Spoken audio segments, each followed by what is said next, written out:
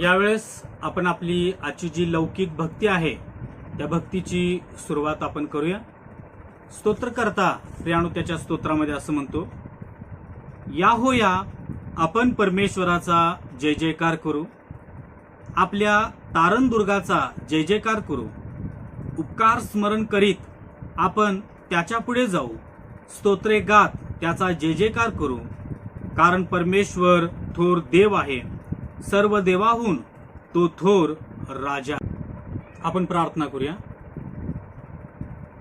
हे आमच्या पवित्र पवित्र स्वर्गीय पित्या, देवबापा, आम्ही तुझी भक्ती करावी याकरिता हा प्रभुवार आमच्या आयुष्याला तू जोडलास, याबद्दल आम्ही तुझ्या नावाची स्तुती करतो, तुला उंच करतो।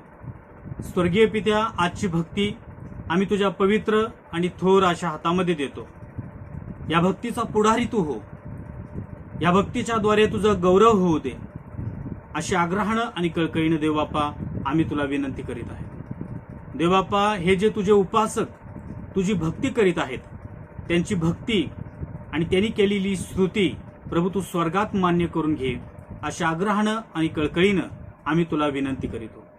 ही प्रार्थना आमचा उद्धारक प्रभू येशू ख्रिस्त याच्या प्रिय आणि गोड नावाने स्वर्गीय पित्या, ही प्रार्थना आम्ही तुझ्या चरणाजवळ करतो म्हणून तो ऐक, आमेन। यावेळेस प्रियानो, प्रभूच्या गौरवासाठी उपासना संगीत गीत क्रमांक 534 होईल वृष्टी कृपेची हे गीत गाऊन आपल्या प्रभूची आपण स्तुती करूया। उपासना संगीत गीत क्रमांक आहे 534।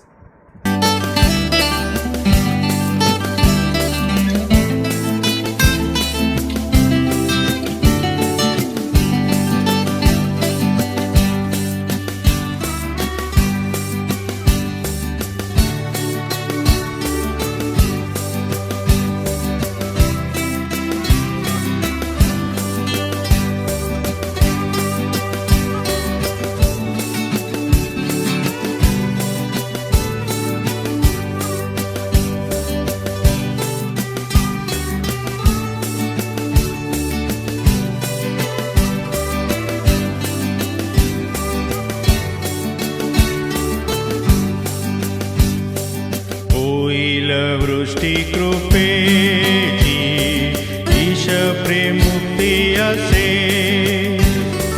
तेने दृष्टी पुष्टी यांची वृष्टी जगी होत असे।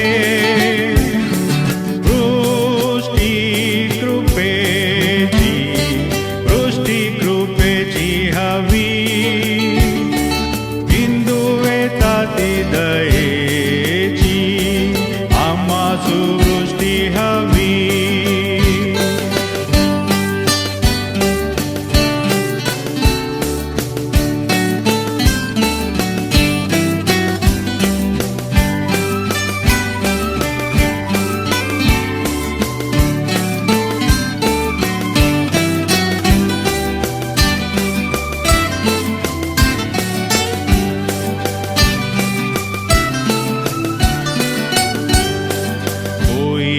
वृष्टी कृपेची स्फूर्तिदायी थोरती, हे जोड भारी वारीची इंड्या टेकड्यात ती।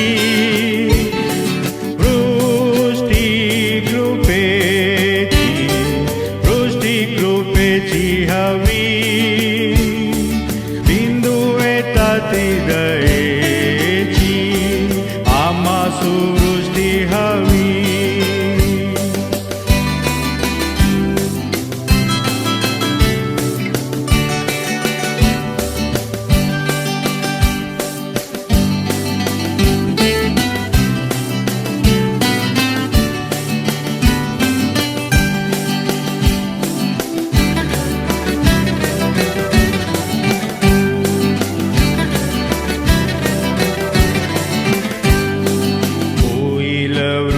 कृपेची देवा करावी आता, सोबती करा स्वामी साची, त्या हर्ष अपेक्षिता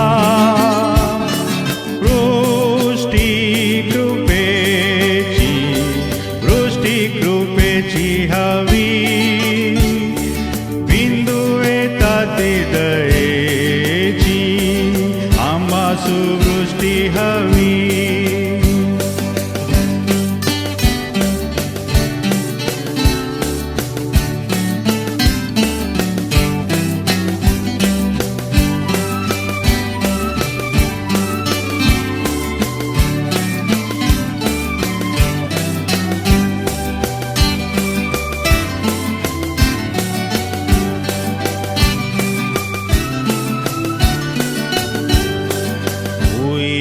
वृष्टी कृपेची साधा प्रभु इष्टका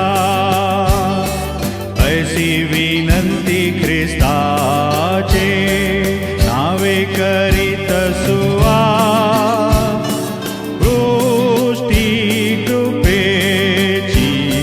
वृष्टी कृपेची हवी बिंदू येतात दयेची आम्हासु वृष्टी हवी. यावेळेस प्रियानो, प्रभूच्या गौरवासाठी स्तोत्रसंहिता या काव्यांच्या पुस्तकामधून स्तोत्र 95 आपण यावेळेस ऐकूया. स्तोत्रसंहिता या काव्यांच्या पुस्तकामधून स्तोत्र 95 यावेळेस आपण ऐकूया. उपकार स्मरणाचे गीत. याहोया, आपण परमेश्वराचा जय जयकार करू, आपल्या तारणदुर्गाचा जय जयकार करू. उपकार स्मरण करीत आपण त्याच्या पुढे जाऊ, स्तोत्रे गात त्याचा जय जयकार करू. कारण परमेश्वर थोर देव आहे, सर्व देवाहून तो थोर राजा आहे. त्याच्या हाती पृथ्वीची खोल स्थले आहेत, पर्वतांची उंच शिखरेही त्याचीच आहेत. समुद्र त्याचा आहे, त्यानेच तो उत्पन्न केला, कोरडी भूमीही त्याचाच हाताने घडविली गेली. याहोया, परमेश्वर जो आपला उत्पन्न करता, त्याच्या पुढे आपण गुडघे टेकू, त्याची उपासना करू, त्याला नमन करू. कारण तो आपला देव आहे आणि आपण त्याच्या कुरणातील प्रजा, त्याच्या हातचा कळप आहोत. आज तुम्ही त्याची वाणी ऐकाल तर किती बरे होईल. मरिबा येथल्याप्रमाणे रानात मस्सा येथील प्रकरणाच्या दिवशी केल्याप्रमाणे तुम्ही आपले मन कठीण करू नका. तेव्हा तुमच्या वडिलांनी जरी माझी कृती पाहिली होती, तरी त्यांनी माझी परीक्षा केली व मला पारखिले. 40 वर्ष त्या पिढीचा मला वीट आला. मी म्हणालो, हे बहकलेल्या मनाचे लोक आहेत, यांनी माझे मार्ग जाणिले नाहीत. म्हणून मी रागाने शपथ वाहून म्हणालो, हे माझ्या विसाव्यात निश्चित येणार नाहीत.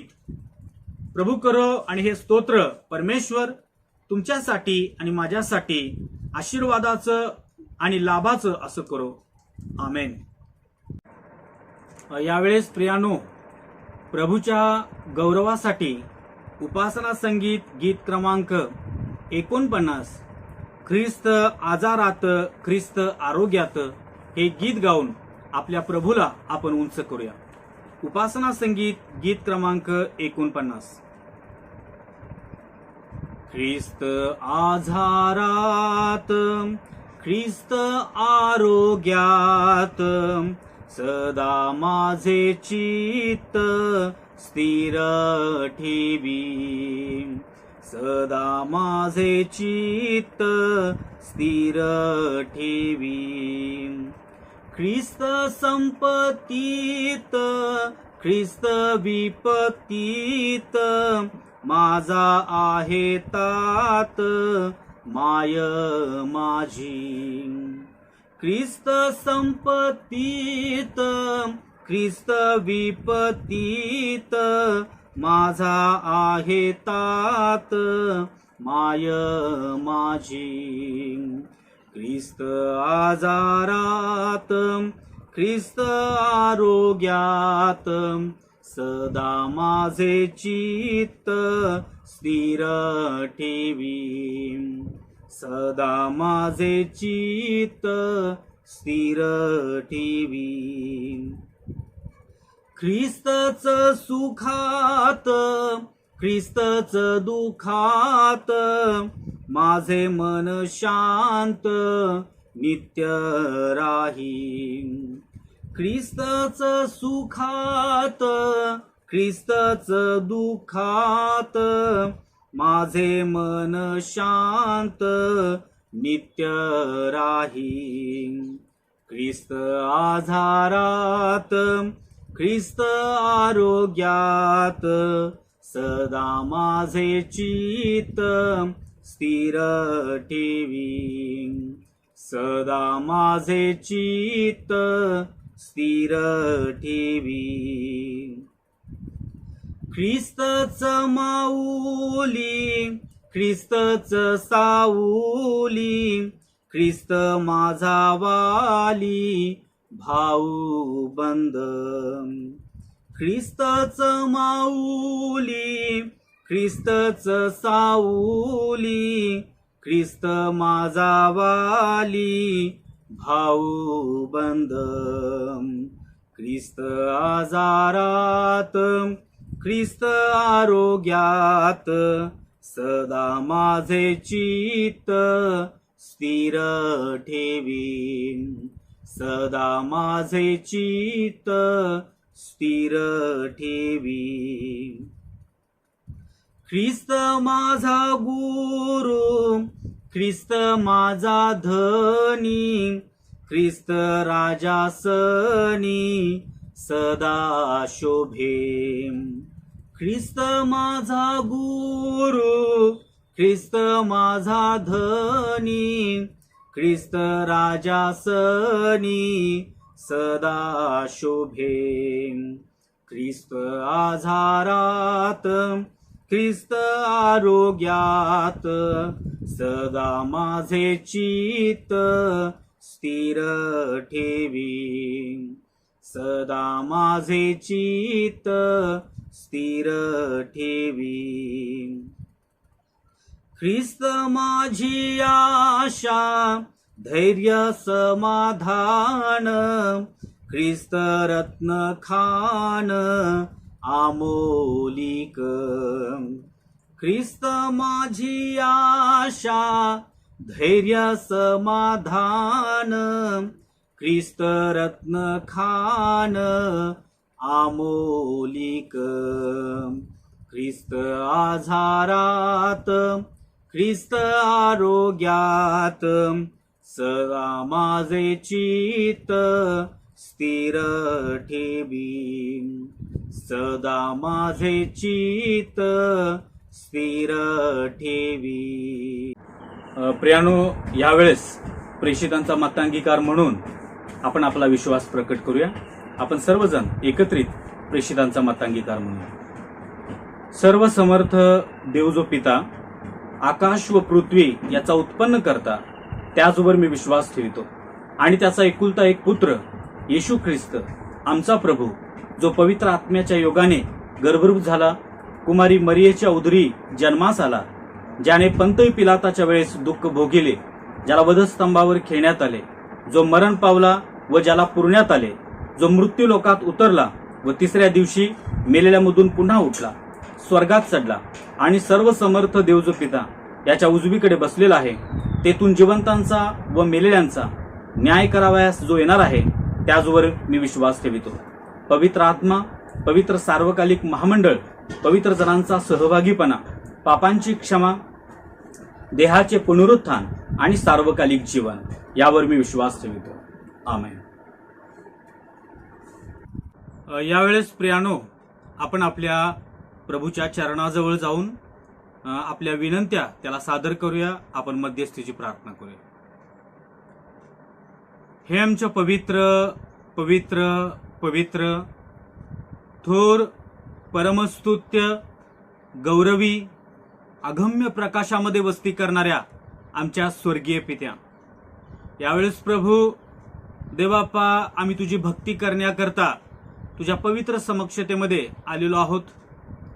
देवापाची भक्ती तू आशीर्वादाची कर. या भक्तीच्या द्वारे तुझा गौरव आणि तुझी स्तुती होऊ दे, अशा आग्रहानं आणि कळकळीनं देवापा आम्ही तुला विनंती करीतो. यावेळेस प्रभू देवाप्पा आमची जी मंडळी आहे त्या मंडळीतील सर्वांना आम्ही तुझ्या पवित्र आणि सामर्थ्यशाली अशा हातामध्ये देतो. स्वर्गीय प्रभू, आमच्या मंडळीचा ज्या प्रकारे आजवर तू प्रतिपाळ केलास त्याच प्रकारे प्रभू इथून पुढेही देवाप्पा या प्रिय मंडळीचा तू प्रतिपाळ कर, सांभाळ कर. या प्रिय मंडळीचा तू पुढारी हो, मेंढपाळ हो अशा आग्रहानं आणि कळकळीनं यावेळेस आम्ही तुला विनंती करीत आहे.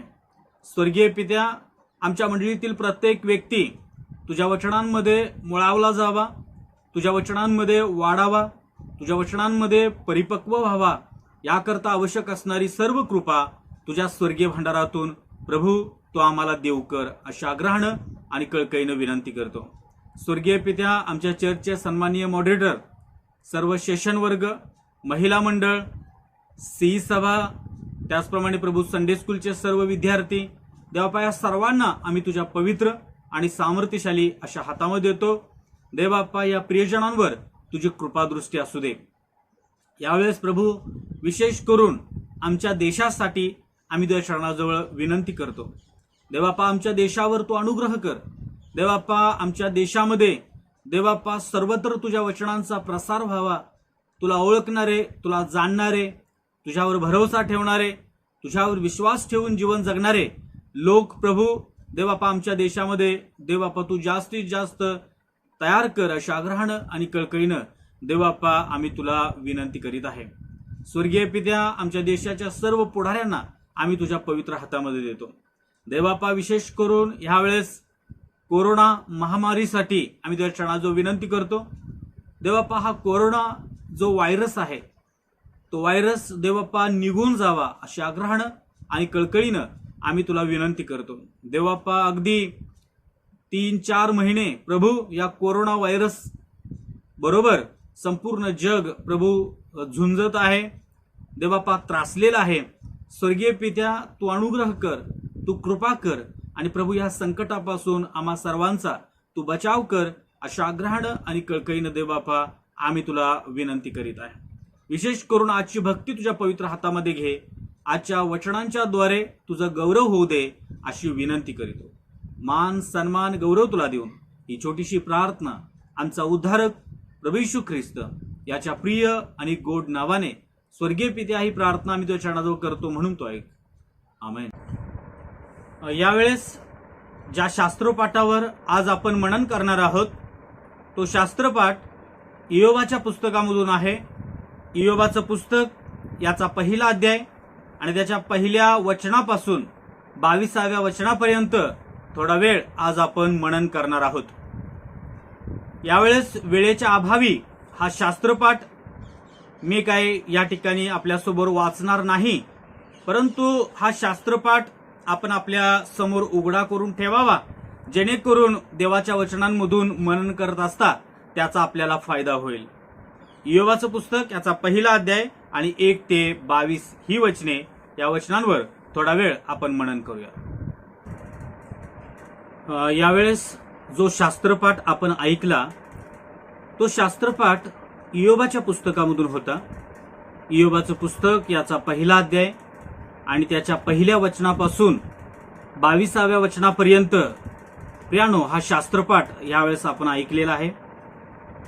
आणि या शास्त्रपाठाच्या माध्यमातून आज आपण थोडक्यामध्ये आपण आपल्या परमेश्वरावर निस्वार्थीपणाने कोणत्याही प्रकारची लालसा, कोणत्याही प्रकारचा स्वार्थ, कोणत्याही प्रकारची अपेक्षा न ठेवता, न बाळगता आपण आपल्या परमेश्वराचं भय का बाळगावं, आपण आपल्या परमेश्वराला का शरण यावं, या संदर्भाने थोडा वेळ प्रियानो या शास्त्रपाठाच्या माध्यमातून आपण मनन करणार आहोत. आज जर आपण या जगाचं निरीक्षण केलं, जगातील काही लोकांना आपण चाचपलं, तर त्यातील बहुतांशी लोक कोणत्या ना कोणत्या स्वार्थापोटी, कोणत्या ना कोणत्या अपेक्षेपोटी, कोणत्या ना कोणत्या लालसेपोटी परमेश्वरावर भय बाळगण्यास तयार झालेले प्रियानो आपल्याला पाहाव्यास मिळतील. माझ्या जीवनामध्ये चांगल्या गोष्टी घडाव्या, मला उत्तम प्रकारची नोकरी प्राप्त व्हावी, माझ्या घरामध्ये भरभराट यावी, समाजामध्ये माझा नावलौकिक व्हावा, मला प्रसिद्धी मिळावी आणि यासारख्या अनेक गोष्टी अशा आहेत की ज्या गोष्टी परमेश्वराचं भय बाळगल्याने आम्हाला प्राप्त होतील, या आशेपोटी प्रियानो काही लोक परमेश्वरावर विश्वास ठेवतात, परमेश्वराचं भय बाळगण्याचा प्रयत्न करतात.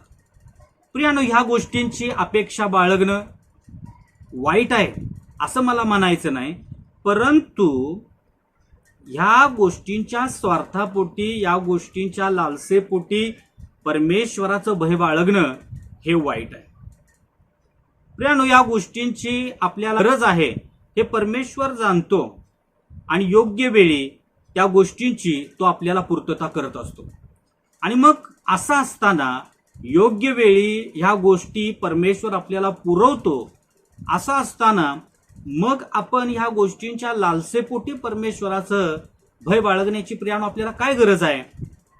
प्रियानो, आपण अशा प्रकारे परमेश्वराचं भय बाळगू नये.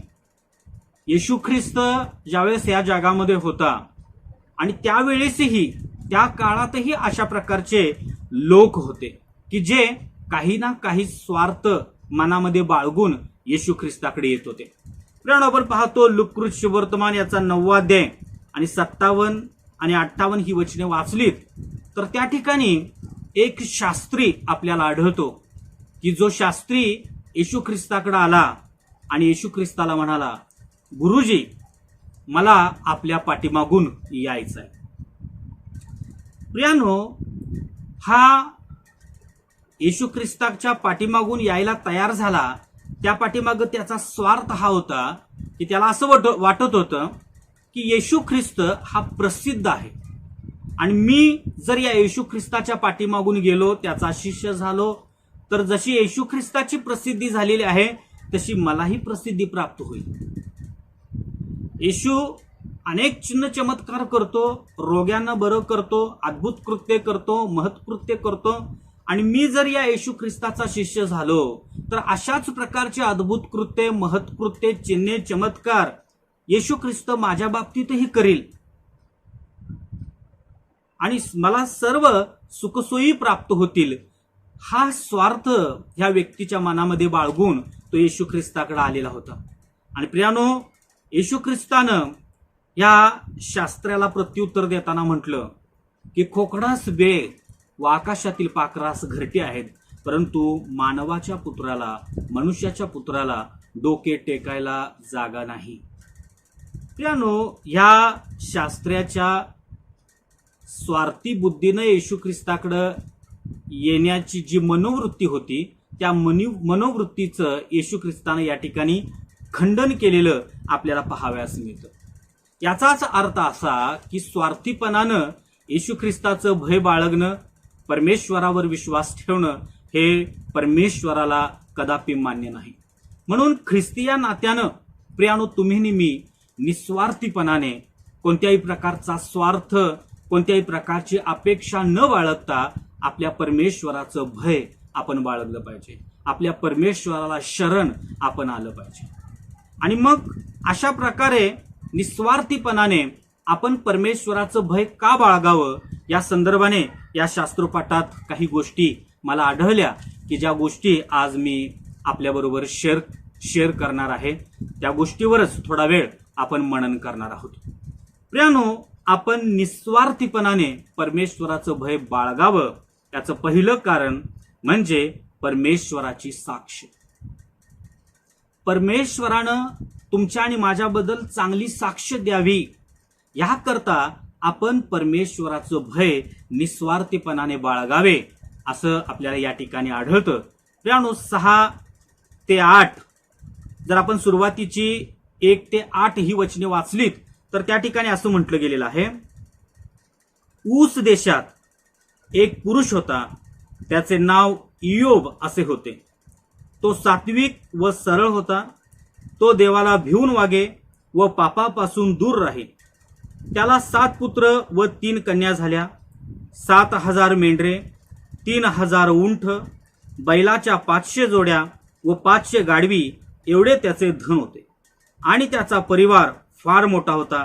असा तो पूर्व देशातल्या सर्व लोकात थोर होता. त्याचे पुत्र आळीपाळीने एकमेकांच्या घरी भोजन समारंभ करीत व त्यावेळी आपल्या तिन्ही बहिणीस पंक्तीस बोलावीत. हे भोजन समारंभ आटोपल्यावर इयोब त्यांना बोलावून आणून त्यांची शुद्धी करी.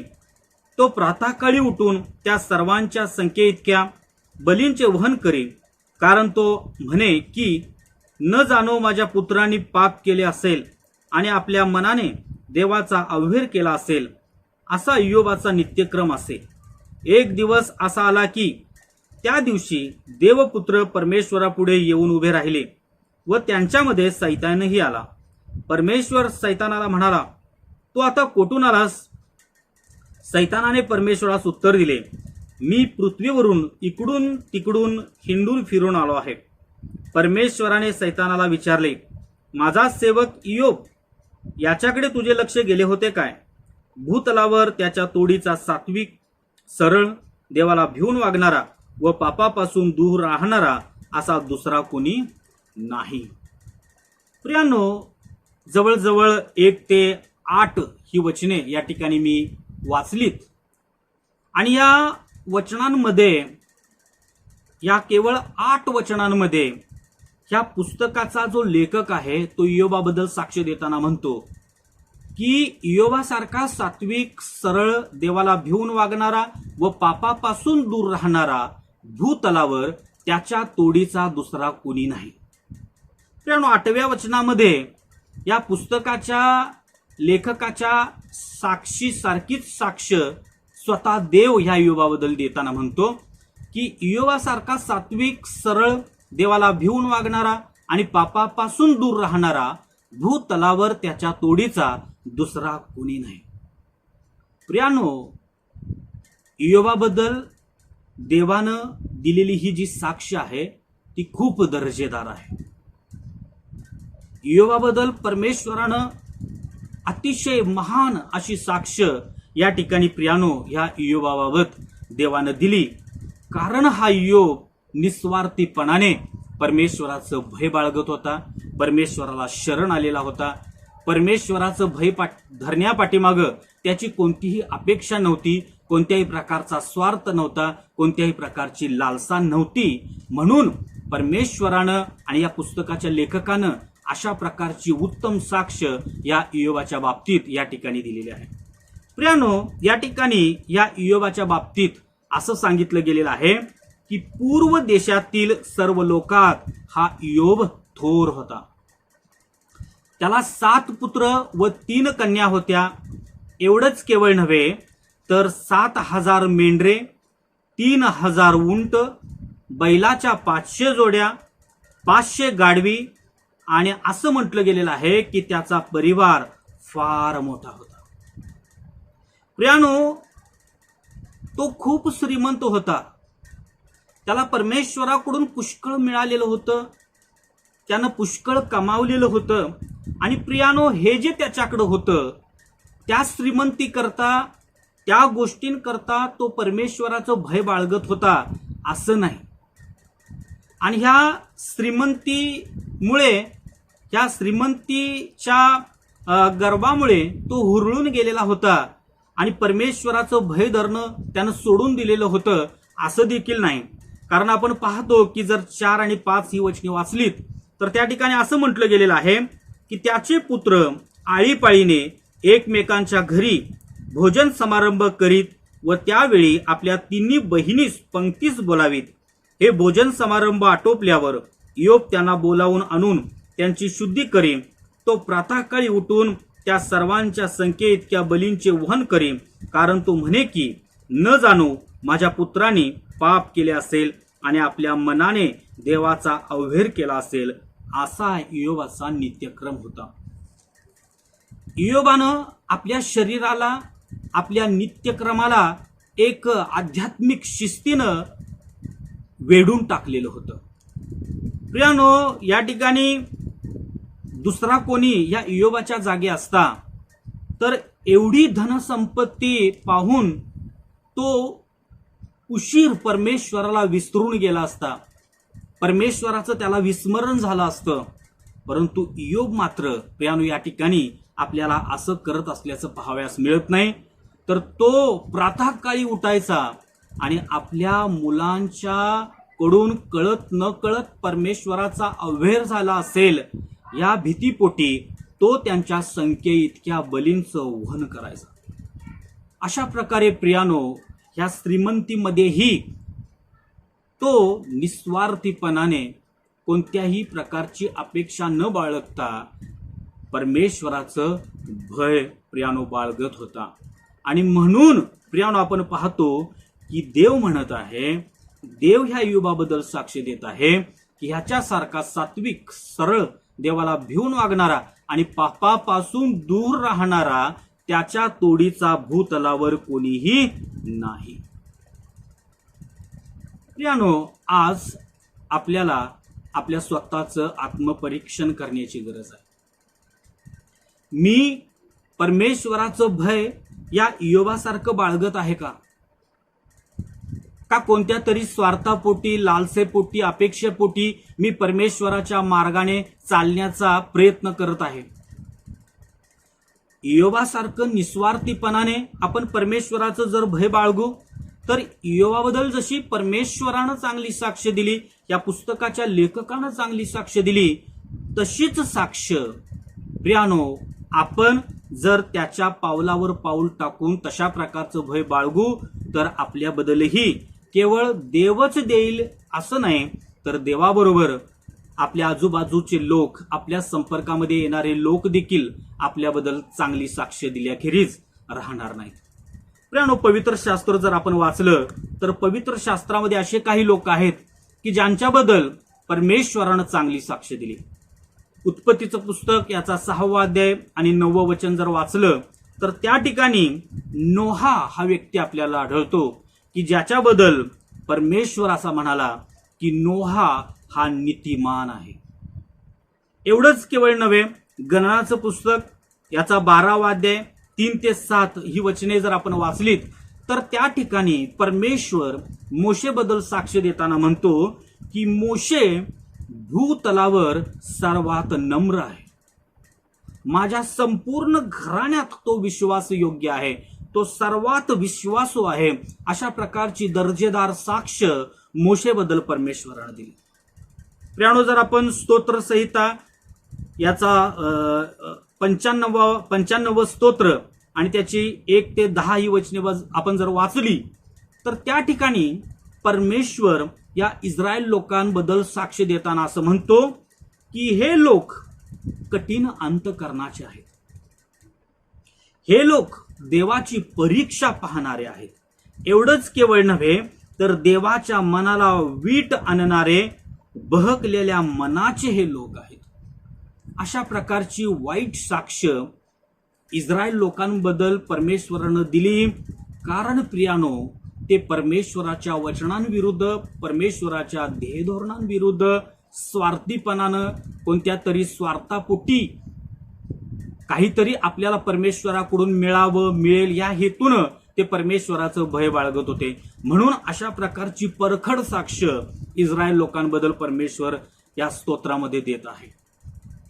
प्रियानो, आज आपण ठरवूया या इस्रायल लोकांसारखी परमेश्वरानं आपल्याबद्दल साक्ष द्यावी की इयोबाबद्दल जी साक्ष दिली, मोशेबद्दल जी साक्ष दिली, नोहाबाबत जी साक्ष दिली, त्यासारखी आपल्याबद्दल परमेश्वरानं आणि ह्या लोकांनी साक्ष द्यावी.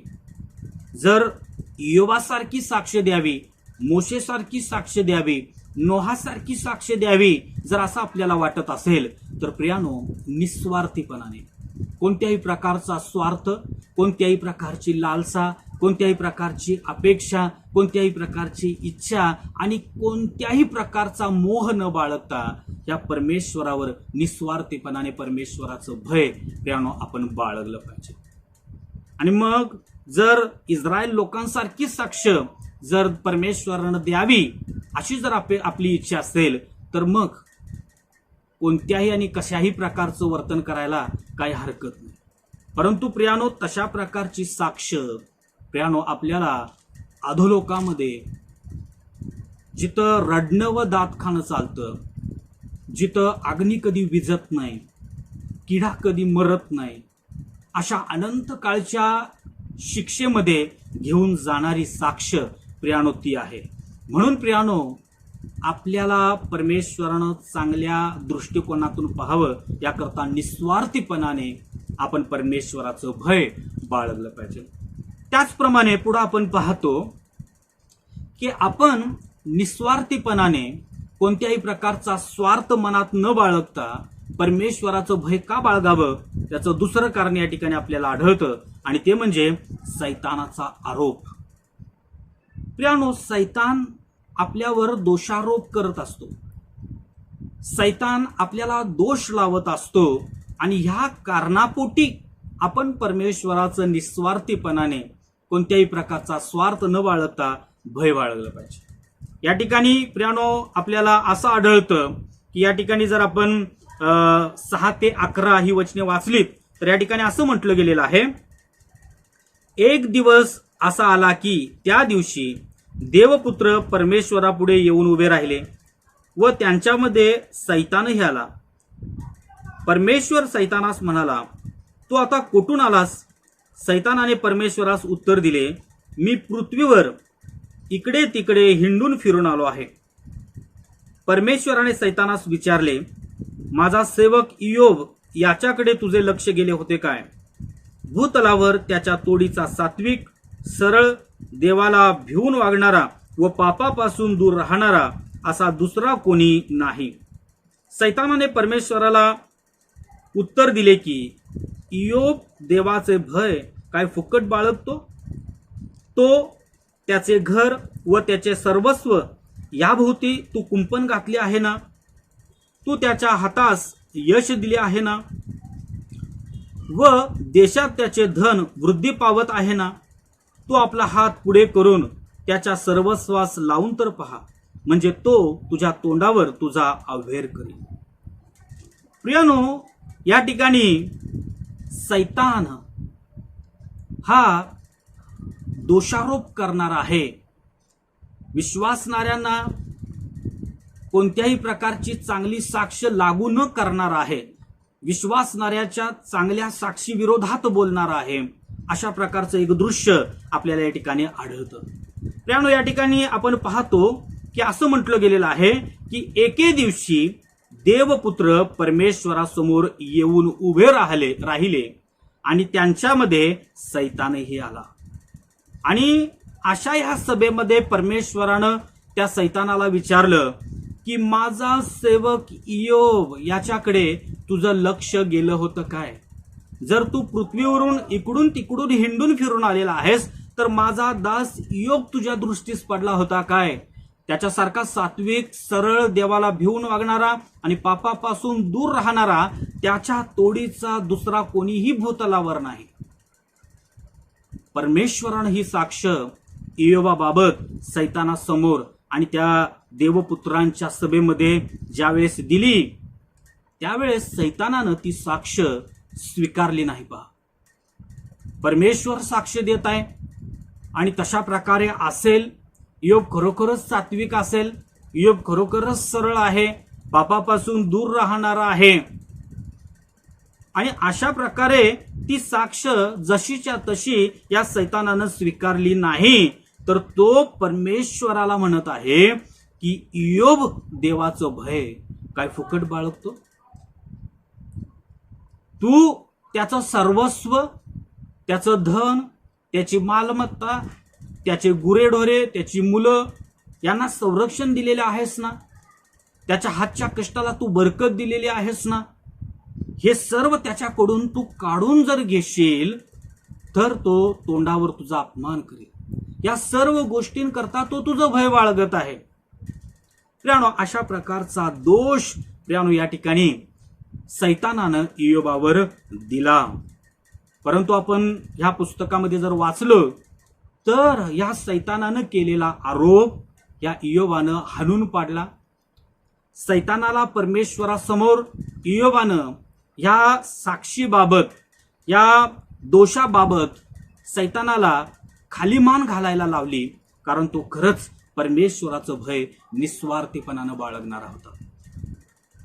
त्याच्याजवळ ह्या गोष्टी होत्या, त्याच्याजवळ हे धन होतं, परंतु त्या धनापोटी परमेश्वराकडे तो आलेला नव्हता. म्हणून इयोब या सैतानाला प्रियानो परमेश्वरासमोर खाली मान घालायला लावू शकला. आज आपण स्वतःचं आत्मपरीक्षण करूया. प्रियानो, बऱ्याच लोकांचं पतन प्रियानो झालेलं आहे. सैतान ज्या प्रकारे दोष देतो, किंबहुना त्याहीपेक्षा मलिन आज लोक झालेले आहेत. जर ख्रिस्तिया नात्यानं प्रियानो आपण जगतो, वावरतो, बसतो, उठतो, तर प्रियानो सैतान जो आपल्यावर आरोप करत असतो, त्या आरोपाला प्रियानो इयोबासारखं हाणून पाडण्याचं सामर्थ्य तेव्हा तुमच्यामध्ये आणि माझ्यामध्ये येईल, ज्यावेळेस निस्वार्थीपणाने, कोणत्याही प्रकारचा स्वार्थ, कोणत्याही प्रकारची लालसा न बाळगता आपण परमेश्वरावर विश्वास ठेवू. म्हणून प्रियानो, आपण आपल्या मनाशी एक ठराव करूया. आपल्या मनाशी आपण एक करार करूया. कोणत्याही प्रकारचा स्वार्थ न बाळगता मी परमेश्वराला शरण येईन. कोणत्याही प्रकारची लालसा न बाळगता मी परमेश्वराचं भय धरेन. माझ्याजवळ काही गोष्टी असोत वा नसोत, मी परमेश्वराला कधीही सोडणार नाही. परमेश्वरानं त्याचा जो एकुलता एक पुत्र वधस्तंभावर तुमच्या आणि माझ्या करता दिला, त्या वधस्तंभावरील येशू ख्रिस्ताच्या बलिदानाचा कधीही मी अपमान होऊ देणार नाही. त्या बलिदानाचा मी सदैव सन्मान करेन. अशा प्रकारचा निश्चय करून निश्चयपूर्वक आपण प्रियानो आपण ह्या जगामध्ये प्रियानो जर जीवन जगू, तर खरोखर सैतानाच्या आरोपाला आपल्याला हाणून पाडता येईल. त्याचप्रमाणे निस्वार्थीपणाने, कोणत्याही प्रकारचा स्वार्थ न बाळगता आपण परमेश्वराचं भय का बाळगावं, याचं तिसरं कारण प्रियानो या ठिकाणी आहे, आणि ते म्हणजे आपण निस्वार्थीपणाने परमेश्वराचं भय बाळगावं, कारण आपल्याला परीक्षेत टिकता यावं. जर आपण 12 ते 22 ही वचने वाचलीत, तर या ठिकाणी असं म्हटलेलं आहे, पहा, परमेश्वर सैतानास म्हणाला, पहा, त्याचे सर्वस्व तुझ्या हाती देतो, त्याला मात्र हात लावू नको. मग सैतान परमेश्वरासमोरून निघून गेला. एके दिवशी असे झाले की इयोबाचे पुत्र व कन्या आपल्या ज्येष्ठ बंधूच्या घरी भोजन करीत व द्राक्षारस पीत असता एका जासूदाने इयोबाकडे येऊन सांगितले, बैल नांगरीत होते व त्यांच्याजवळ गाढवी चरत होत्या. तेव्हा शबाई लोक घाला घालून त्यास घेऊन गेले. त्यांनी तरवारीच्या धारेने गड्यांना वदिले. हे तुला सांगावयास मीच एकटा निभावून आलो आहे. तो हे सांगत आहे इतक्यात दुसऱ्या एकाने येऊन सांगितले, दैवी अग्नीचा आकाशातून वर्षाव झाला. त्याने मेंढरे व गडी जाळून भस्म केले. हे तुला सांगावयास मीच एकटा निभावून आलेलो आहे. तो हे सांगत आहे इतक्यात आणखी एकाने येऊन सांगितले, खासद्यांनी 3 टोळ्या करून उंटावर घाला घातला व ते घेऊन गेले. त्यांनी तरवारीच्या धारेने गड्यांना वधिले. हे तुला सांगावयास मीच एकटा निभावून आलो आहे. तो हे सांगत आहे इतक्यात आणखी एकाने येऊन सांगितले, तुझे पुत्र व कन्या ही आपल्या ज्येष्ठ बंधूच्या घरी भोजन करीत व द्राक्षारस पीत होती. तो रानाकडून आलेल्या प्रचंड वाऱ्याच्या सोसाट्याने त्या घराचे 4 कोपरे हादरले. त्यामुळे ते घर त्या तरुण मंडळीवर कोसळले आणि ती सगळी मरून गेली. हे तुला सांगावयास मीच एकटा निभावून आलो आहे. तेव्हा इयोबाने उठून आपला झगा फाडिला, आपले डोके मुंडिले व भुईवर पालते पडून देवाला दंडवत घातले. तो म्हणाला, मी मातेच्या उदरातून नग्न आलो आणि तसाच जेथून नग्न आलो तेथे परत जावयाच आहे. परमेश्वराने दिले आणि परमेश्वराने नेले, धन्य परमेश्वराचे नाव. या सर्व प्रसंगात इयोबाच्या हातून पाप झाले नाही व अनुचित कृत्य केल्याचा आरोप त्याने देवावर केला नाही. पहा प्रियानो, या ठिकाणी आपल्याला असं पाहावयास मिळतं की एकाच दिवशी या इयोबाला उद्ध्वस्त करून टाकण्याजोगे 4 संकट प्रियानो एकदम एकाच दिवशी आलेली आहेत. 14 आणि 15 वचनामध्ये आपल्याला पाहाव्यास मिळतं की असं म्हटलं गेलं आहे की एकाच आसुदाने इयोबाकडे येऊन सांगितले, बैल नांगरीत होते व त्याच्याजवळ गाढवी चरत होत्या, तेव्हा शबाई लोक घाला घालून त्यास घेऊन गेले. त्यांनी तरवारीच्या धारेने गड्यानं वदिले, हे तुला सांगावयास मी एकटाच आलेलो आहे. तो या संकटाची वार्ता देतो न देतो दुसरा एक आणखी व्यक्ती येतो आणि तो आणखीन एका संकटासंदर्भाने इयोबाला सांगतो.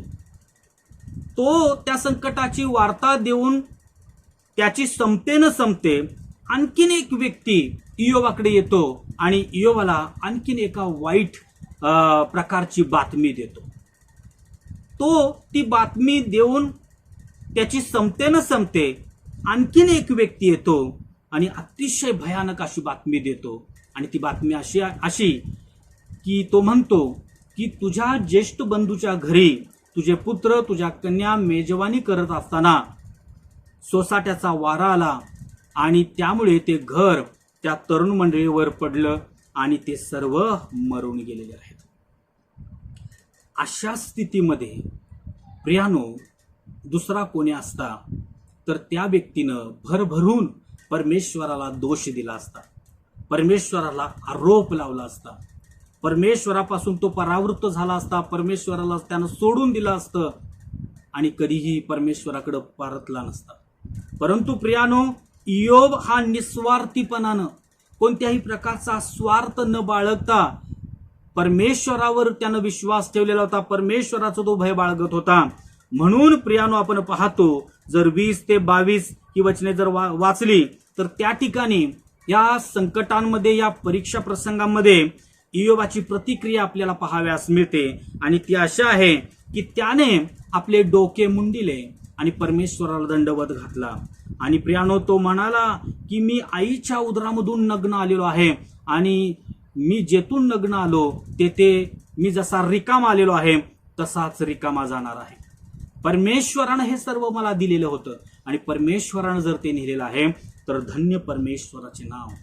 आणि आणखीन एक गोष्ट या ठिकाणी नोट केलेली आहे आणि ती अशी आहे की ह्या सर्व प्रसंगात इयोबाच्या हातून पाप झाले नाही व परमेश्वरानं काहीतरी अपूर्व केलेलं आहे, अनुचित केलेलं आहे अशा प्रकारचा आरोप प्रियानो इयोबानं परमेश्वरावर लावला नाही. असं त्याच्याकडून घडलं कारण तो निस्वार्थीपणाने परमेश्वराचं भय बाळगत होता. प्रियानो तो अशा प्रकारे वागला या परीक्षा प्रसंगामध्ये. प्रियानो त्यानं परमेश्वराला दोष दिला नाही.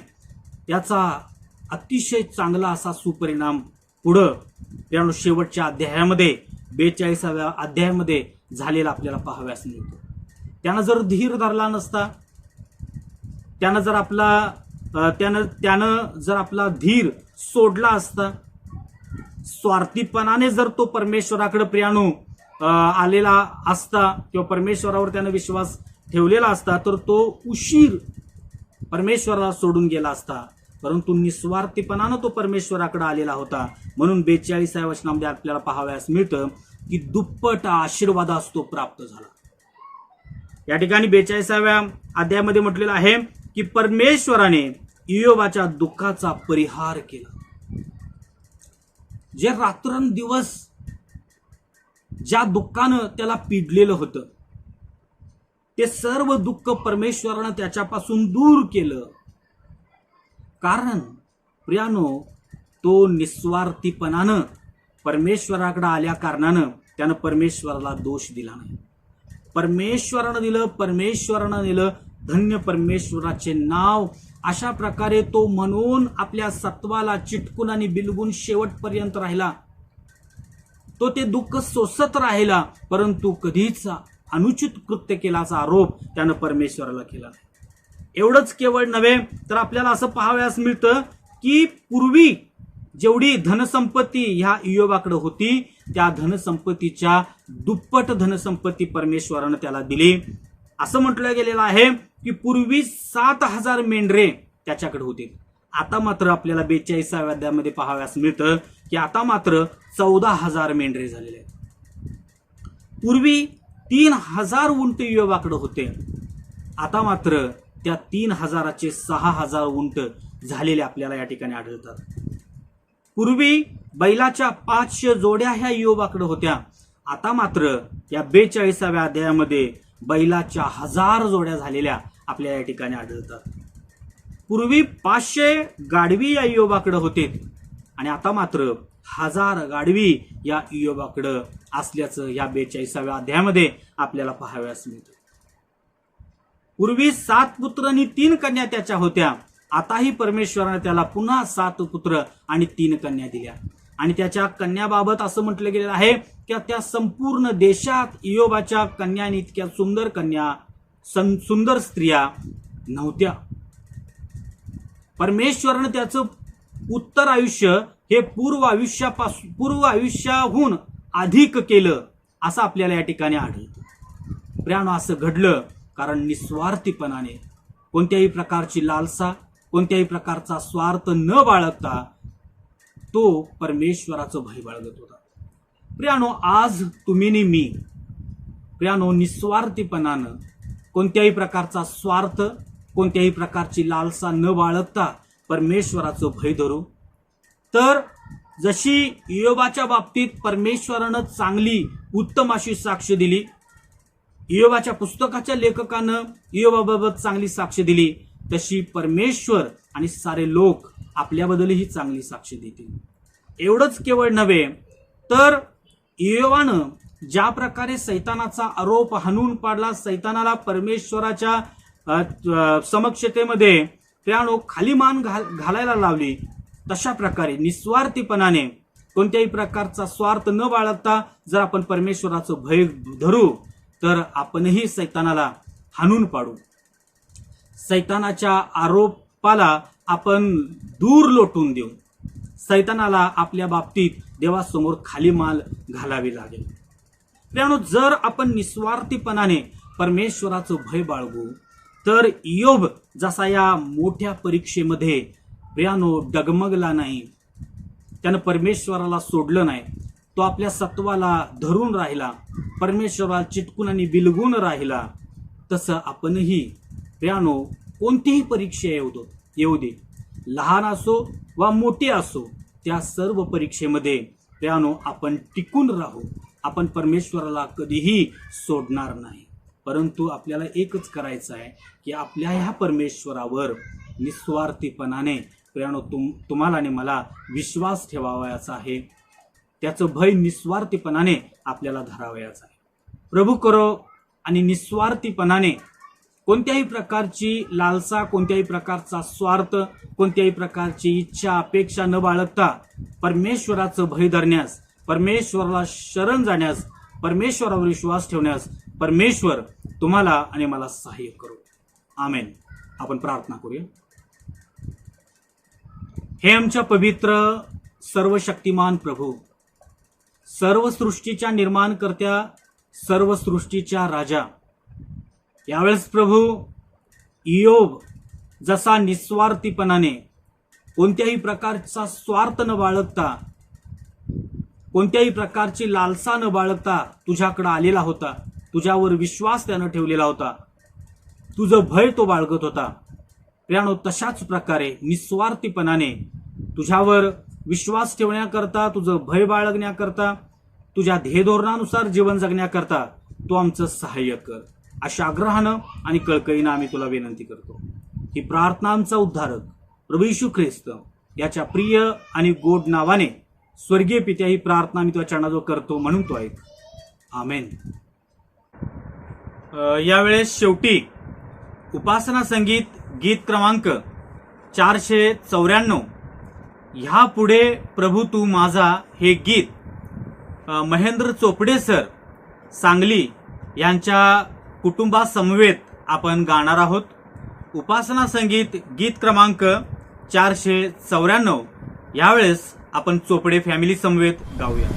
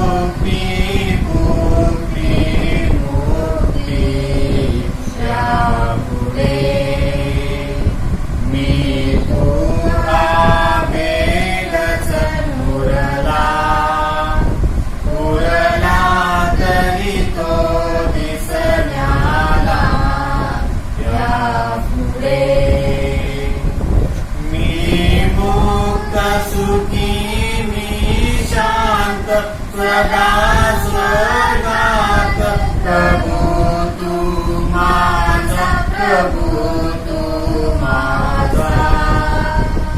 प्रिय बंधू स्वामी राजा या पुढे, प्रिय बंधू स्वामी राजा या पुढे.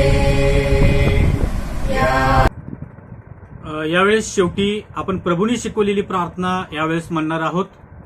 प्रभूंनी शिकवलेली प्रार्थना झाल्यानंतर आपण आशीर्वाद घेऊया, त्यानंतर ईशस्तवन आपण म्हणूया आणि या लौकिक भक्तीचा आपण समारोप करूया. यावेळेस आपण प्रभूंनी शिकवलेली प्रार्थना एकत्रित म्हणूया. हे आमच्या स्वर्गातील बापा, तुझे नाव पवित्र मानिले जाओ, तुझे राज्य येऊ, जसे स्वर्गात तसे पृथ्वीवरही तुझ्या इच्छेप्रमाणे हो. आमची रोजची भाकर तू रोज आम्हास दे, आणि जसे आम्ही आमच्या ऋण्यास ऋण सोडले आहे तसेच तू आमची ऋणे आम्हास सोड. आम्हाला परीक्षेत आणू नकोस, तर आम्हाला वाईटापासून सोडव, कारण की राज्य, सामर्थ्य आणि गौरव ही सर्व काळ तुझीच आहे. आमेन. परमेश्वर आपला मुखप्रकाश तुम्हावर पाडो व तुमचे संरक्षण करो. प्रभू येशू ख्रिस्ताची कृपा, देवबापाची प्रीती आणि पवित्र आत्म्याची उत्तम सहभागिता आणि उत्तम संगती आता आणि सदा सर्व काळ तुम्हा सर्वांबरोबर असो.